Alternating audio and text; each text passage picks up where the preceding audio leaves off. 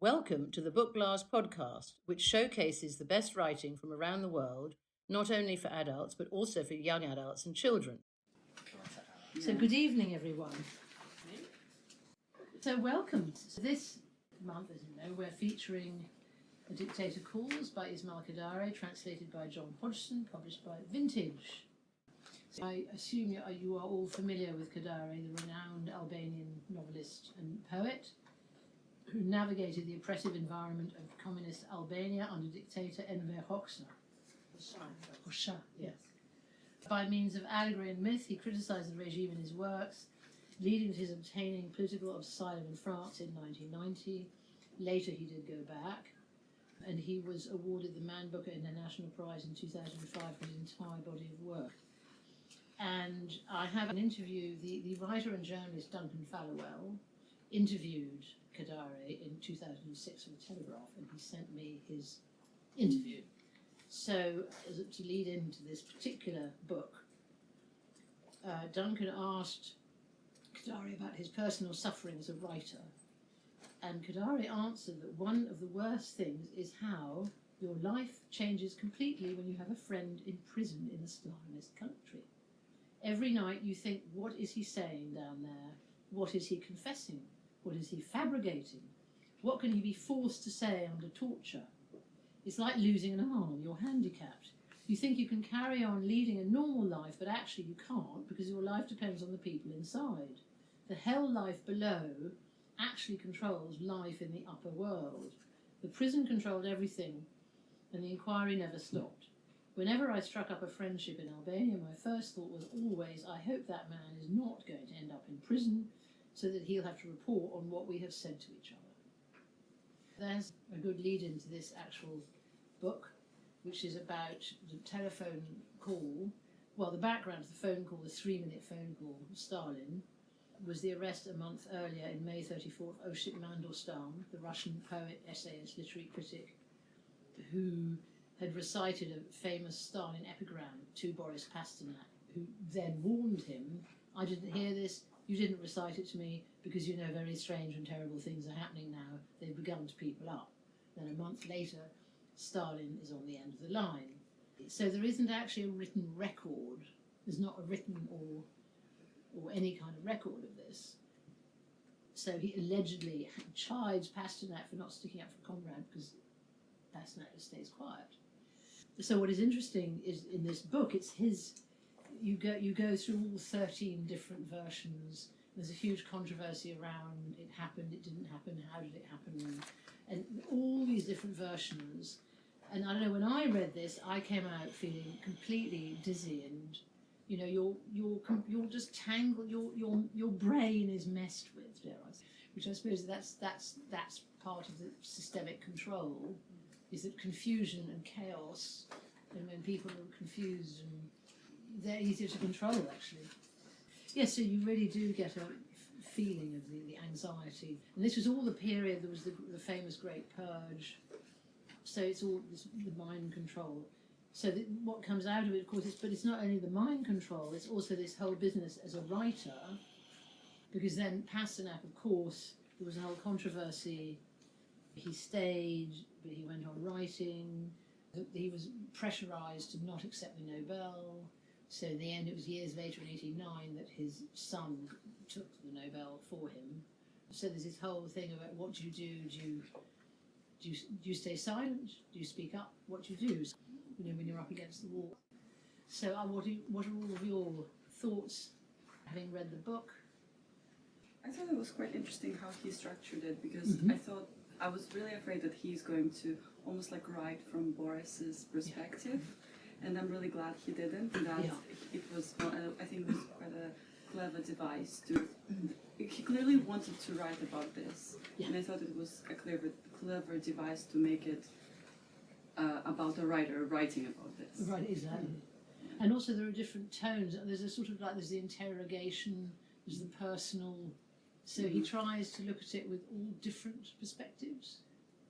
When I was reading it, I was also thinking about the very beginning, when he starts from his, you know, it's almost like he's reporting on his work, but also I was thinking that it's maybe also a commentary of how it is to really write a book under a regime itself, like how being, maybe criticized also by the regime, but also then how it's, being polished in a different way in order to fit into the narratives that there are at the time. So I think that was his conversation with his editor was almost grotesque. Well, yes, indeed. Exactly. So that was interesting because I felt like, okay, it's about a call, it's about the regime, it's about the censorship, but it's also what it means for you as a writer. So it's like really sets you. But also the pressure on the publisher, because the publishers, if you're, in this country, you're free to publish, but if you publish books from the Soviet or from the Russian bloc, I don't know how much you can get away with. Or if publishers shut down now, even now, from publishing certain works. Works have to be published abroad. Feltrinelli published quite a lot of writers in exile. He published Pasternak in exile too. Yeah. So they all went to Paris. I just found the book really puzzling. I can't say that I enjoyed it as much as everyone else. So this is why I came here. Which is strange. See what you all have found in it. I did feel very dizzy after that because for me there were too many versions. I think that conversation with publisher didn't, that thread didn't hold through the book. It was left in abundance somewhere in the beginning of it. And then came version after version after version. I don't think it merits the whole book. I mean, as I say, it would be just enough length of it towards I had to skim read it.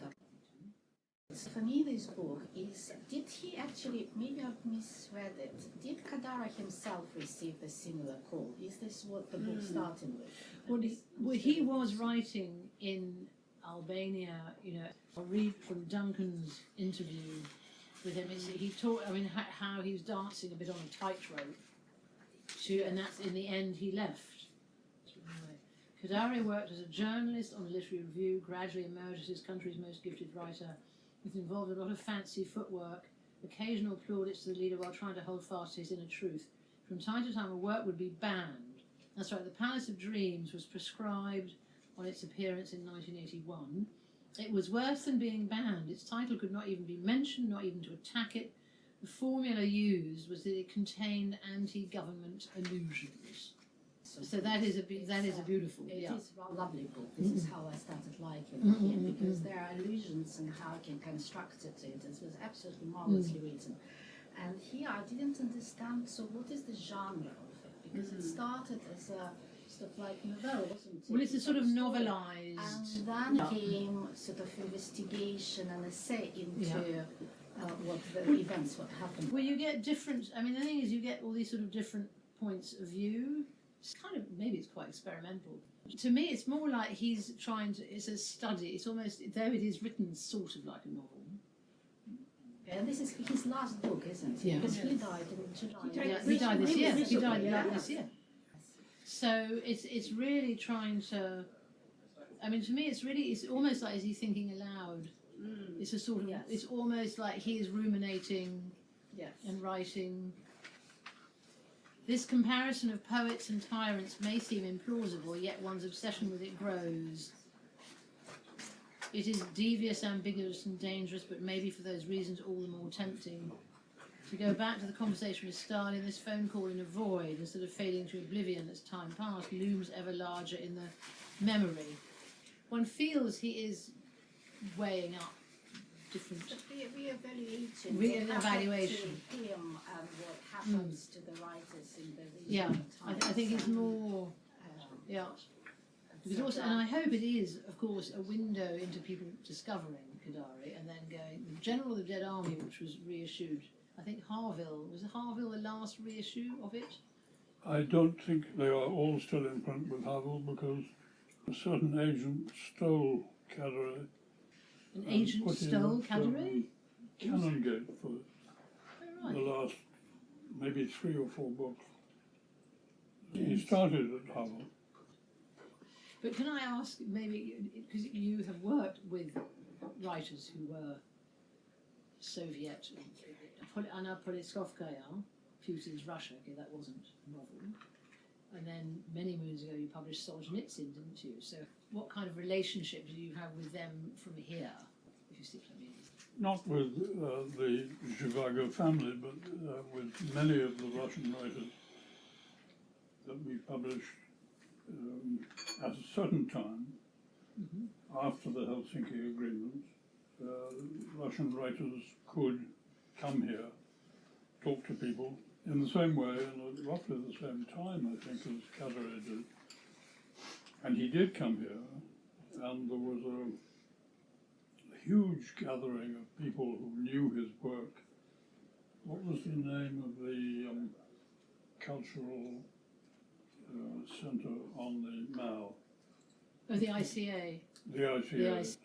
Packed not only by English, but by three ranks of quite young Albanians who were, I was very surprised, who were very hostile. Asked him brutal questions and said, how dare you publish? Because obviously you're in cahoots with the regime.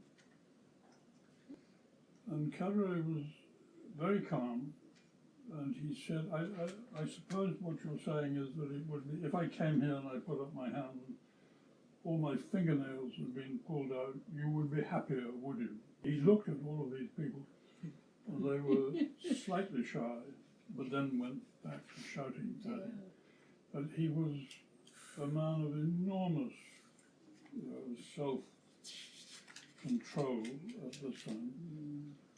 But this was the very beginning of his being published here. But it has to be remembered that he was, you will correct me, because obviously I'm wrong, he can't have been the first considerable Albanian writer to be broadly published in Europe. But he was very, very well published by Favoured in France, who had published him from long before we did, who indeed published a collected edition in French of Kadare, and then they published a collected edition of Kadare in Albanian, which was Oh my goodness. a pretty generous thing to have done. And 5 minutes after that, an American agent comes in and says, I'll take all his rights away, which he did. And after that, almost nothing happened, because there was nothing happened in terms of his being well or better published anywhere else. Back to your original question, the connection that we had with very many Russian writers, and obviously with Kadare, was through our translator. He was translated for, I think, all but 2 of his books from the French by David Bellos, who came to know Kadare very well, went to see him in Albania, spent time with him in his beach house. By this time, Hoxha had gone, Mrs. Hoxha had gone, and life was a great deal calmer. If you had a great scholar like David Bellos who was willing to promote your book in the English language, in academe, and in the press, and so on, you have a much, much better chance to get your work very well known. That wasn't, of course, the case with certainly all the Russians that we published, because there were so many more translators. It wasn't a specialist thing. You couldn't say, who would you say was Chicago's #1 translator? Well, they've all died long since. And Max Favoured, who'd been the first counselor in the embassy in Moscow for very many years, was one of the greatest Russian scholars. So Kadare's works were translated to French first, and then from French to English. Is that right? Yeah. Yes. In continuous conversation with Kadare, who spoke very good French, David Bellows once, he's a remarkable linguist, and he set out to learn Albanian, but then gave it up because Kadare was perfectly capable of talking to him in French. So he thought, why am I doing this? But that doesn't lessen the calibre of Mr. Hodgson. No, John Hodgson, I don't know. I've actually listened to an interview with him on the way here. Mm-hmm. And he was also, he went to live and teach English in Kosovo. Mm-hmm. Okay. I don't remember when, but that's how he learned Albanian. And then I think he was one of the first translators to translate directly from Albanian to English. Actually, there's quite an impressive long list here in the front. Does it say which are Bellows and which are Hodgson? No, it doesn't. It just says the titles. But there's an awful lot. So. Well, it is a strange book. What I thought was interesting is the way he is on a Hoxha writing about that whole, the whole issue of Pasternak and the phone call and being ticked off by Stalin for not being a comrade, and his whole imagining the phone call. That I thought was interesting, the way he tries to do different angles about it, the prosecutor and the wife, and there are all these different takes. For me, it's like you get into this mad maze of what is real, what isn't, and it's sort of, you go a bit mad. And so that I thought that was interesting. It's like you end up, it's the whole mind control thing. And the whole Russian-Albanian, I don't know, there's a whole crossover, the sort of whole relationship or not. So that's what I was interested in. And because also his other novels are wonderful, just being rather practical, I'm afraid, for the book club, because we hope everyone reads the books. We actually we don't choose huge long books, and we would love to. But, the other novels are very, very long, and I'd have loved to have chosen, all the Generals of Dead Armies, extraordinary. It's one I've read probably years ago, but they are very, very long. These are supposed to be a window into. So then it's interesting, how do you write under a dictatorship? So then you think, well, because even they're all their allegoric, how you use metaphor, you use allegory, I was also just taken by the idea of a dictator calls a writer for 3 minutes and the impact that might have. So obviously, really, the impact that if you have a friend in prison in a Stalinist country, that's a huge, huge piece of personal suffering and anxiety. Can you trust anyone? Are you trustworthy? What if you're in prison, And actually, this is how the regime worked. Everyone had to be painted by the regime, touched by the same. So it wouldn't be one call. I agree with what you said at the beginning about there's something very baffling about this book, and it's kind of quite strange that he goes through all these, was it 12 or 13? So the question I've got is, what was he actually trying to achieve? Because, all the things that we're talking about now, the horrors of Stalinism and all these regimes and everything, well, people know. And so I was asking myself, was he trying to defend Pasternak? Was he trying to rehabilitate? Because he's kind of got this suspicion that there's maybe behind it there was a sort of feeling, well, we're literary men, and this regime is alien to us, and what did this guy do in this sort of really bad situation? And I think he was a bit worried that, well, I'd love to have a noble colleague, but in reality, we mean. Yeah, but there's saving your skin. Yes, so but it's a bit more. But it's a bit more ambiguous. Because, for example, you might say, well, somebody who was really streetwise, knowing Stalin, might have, said, oh well, he's a good mate of mine, just because, gambling that Stalin wouldn't, if Stalin took him seriously, he thought, oh well, Stalin respects me as a writer. I'm going to sort of play this game.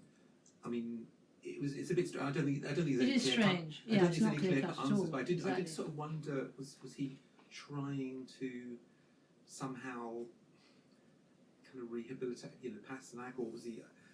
I don't know. It's just very. Well, strange. Because we haven't talked about that whole controversy with Pasternak and the Nobel, and he was pressurised to not accept it, and he didn't he live in a dacha somewhere outside.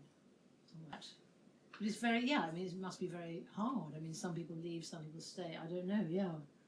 Well, we're having a discussion, actually, I think now about it. I mean, it's you know, comparing himself. because it's all fear, the power of fear.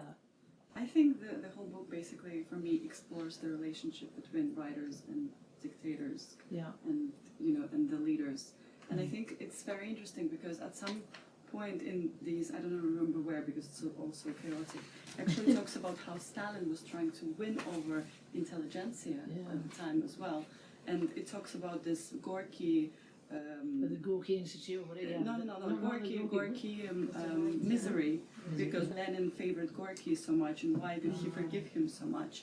And I think in here, there's also kind of question about Pasternak, because, I mean, was he favored by Stalin in some way? You know, why did he call him, and why did he ask him that question? And what was that relationship between them?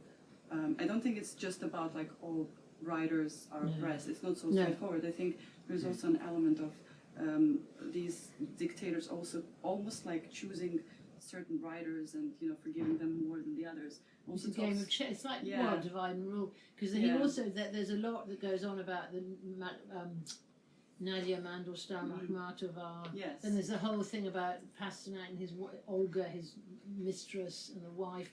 So there's also this everyone, yes, as you say, everyone playing off each other. So there is a feeling, that's the classic leadership, the divide and rule. And for me personally, that was this book was even more about Pasternak than it was even less about Pasternak as it was about Mandelstam. It's quite a lot about and how these writers. I quite like this parallel how these writers were so similar in so many ways, but their lives, their destinies were so different. And I think that's kind of the luck element of like who dictator is going to favor. Yes. Well, also Mandelstam spoke out very. Oh yeah, openly. He was really bad. Yeah. And it's like that. I mean, I remember the writer that was, but she a joke because a great many journalists have disappeared, been poisoned, bumped off, etc. And Politkovskaya, Putin's Russia. They tried to kill her a few times. She had.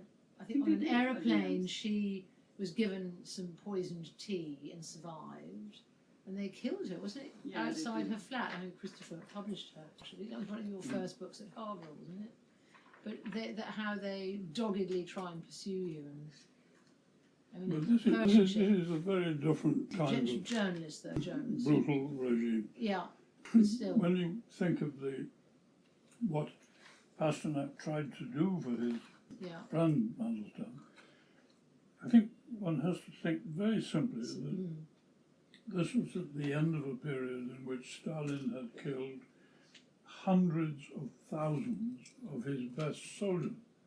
All the officer class had been wiped out. And then the intelligentsia were one after the other sent to camps. And what Pasternak did, in my view, was he didn't know Stalin, but he took the enormous risk of ringing him up and saying, no, you really have to take a different view of this magnificent poet. And what was Pasternak at that point was he was a poet, a very, very great poet. At that moment, it was long before Dr. Zhivago came out. He may have been writing it already, but he was one of the leading literary figures, and he had, as Georgia says, he had a dasher in Peredokino, where he lived in enormous comfort, you could say, in luxury with his family, side by side, which is to say 100 yards apart from other great writers down an avenue. He was already a national figure, but at the twinkling of an eye, Stalin could have sent him away, or just killed him there and then. So to do what he did was a very courageous thing. I don't agree. I don't think that he was courageous at all. I think that Pasternak basically was a coward. He was a coward. In other words, he didn't defend Mandelstam, and he let him go off to the gulags. and he was really fearful, as he was with his mistress. He allowed her to go twice to the gulag in his place. So I don't think that Boris Pasternak was a great, courageous character at all. He's a great poet, he's a great writer, but he was certainly, he was interested in himself, saving himself. Behind every single character is fear. I'm going to do this, I'm going to move myself forwards, knowing that there's going to be an opposition. Don't know where it's going to come from. And the word of the tightrope has come up a lot, but it's really that, am I going to go forwards? Is it even a choice? And whether or not the phone call was cowardly or not, it was driven by fear. Yeah, no, fear, certainly, yeah. And I think that the writing style emphasizes the fear. I think also partially why he behaved the way he did, I mean, from the accounts we have, is because, I don't actually know, maybe someone in here knows whether Stalin called any other writer. He did call other writers. He thought himself he thought Stalin himself was a great writer. So he was therefore wanted to share as equals. So he did have that side of his personality. But the other side, he was very manipulative, as you saw. I mean, he gave Pasternak a chance to save his friend, and Pasternak said, "Well, he's not a bad guy. He's a great poet. He's just another poet." Yeah. And so basically, he had a chance to be courageous, and he wasn't. I think also, I don't know, putting myself, of course it's unrealistic, but putting myself in Pasternak's place. If Stalin would have called me so suddenly, I would almost feel flustered as well, and maybe he didn't anticipate that, and he didn't know how to react, because I think in some of the accounts... Yeah, you're caught short, yeah. I mean, forget about it. Yeah. And I think in some accounts it says that he was regretting the way he behaved on the call. Yes, in some of it, yes. Some of the accounts it said that Because he you are was caught. regretful because he was caught offshore, it was unexpected. I was wondering when I was reading that, if in 100 years someone will write a book about some Russian writer right now who got a call from Putin. So of course now Putin very different, but still, and Anna Politkovskaya, she was a journalist, but still there is still whether they're writing the truth about what's going on. You are in deep trouble if you do that, and now you'll be bumped off through various ways of getting rid of you. So that was a real thing. Yes, I think it was. But often that's right. You're stepping out of the lift and then somebody kills you. Check yourself off a balcony. That's The balcony is another one. Yeah, people falling. People keep on chucking themselves all off these balconies. suicides. Yeah, car crashes are another one. Burst tire.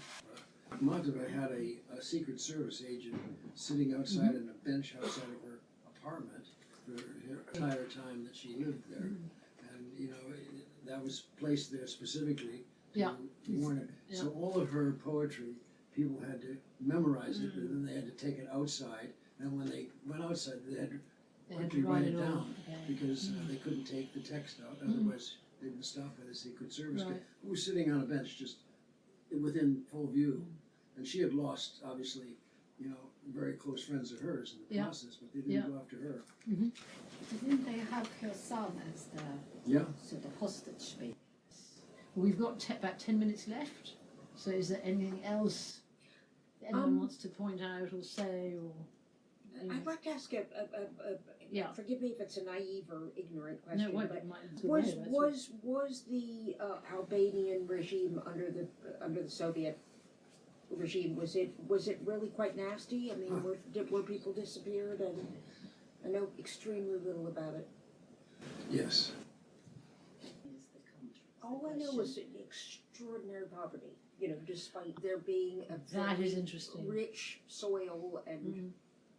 Because in Duncan's interview, he quotes again about some of the worst things to do living under a dictatorship. And Kadare says, the most important tool of oppression for dictatorship was poverty. Little food, tiny apartments, people were given such narrow lives that they did not dare to think of anything else. And that's exactly what you're saying, Judith, and what you're saying, Sanford. Yeah. So it's poverty. You keep people hungry, Hunger. tiny, Hunger malnourished, is- depressed. He used the Stalin playbook. Where it's, so in other words, when he was controlling Albania, that's what he used. It was right out of the things that you do if you want to control. This author is very lucky that he was able to sign in Paris. Any last thoughts? One thing worth remembering about Kadare's Albania it was that Hoxha decided that he was going to set Russia aside and remake his version of communism with China. And for the last, I think, I can be corrected, decade of his power, it was a Chinese communist colony, if you like, not a Russian. That's it. Thank you. Good point. And that is explored in the call with the editor, actually. Yes, because the editor yes, is the saying, editor "Oh does. yes, you're against Russia. That's good." You've got to be against Russia for the right reasons. Yeah, yes, It yes. gets yeah, it was quite funny, that stuff. Yeah. He said, well, I don't know if he was he. I It can't remember was what the he, thing was. yeah. Was it That's about true, he Pasternak? does. But he Yeah. said, Yeah, he said, he oh yeah, does. we agree. You can. That he was in this kind of weird situation where you could. You could criticise the same person, but as long as he didn't do it the same way as the Russians. I think it was something like Yeah. there was also something like, "Oh yes, we're against Russia. That's good, but we cannot like be too much supportive of Pasternak." Right. Something. Yeah, that was it. Yeah. You know, we cannot support this writer either, so we need to make it a bit. Bit- Yeah, it was quite an interesting conversation I found as well. There's a lot of hedging. Yes. Hedging bets, actually. A lot of hedging And I- the bets. And I also like there was one bit, I don't remember if it was in the versions or in the first part, that actually sometimes the writers, the editors themselves don't know what the politics is, Yeah. because it changes, like the political line is changing so quickly, so sometimes we don't know what will be allowed to write tomorrow. So I found that quite funny as well. I mean, in an ironic, dark way. Well, that's been very interesting indeed. Very good discussion. I thank you. Thank you, well, thank you all.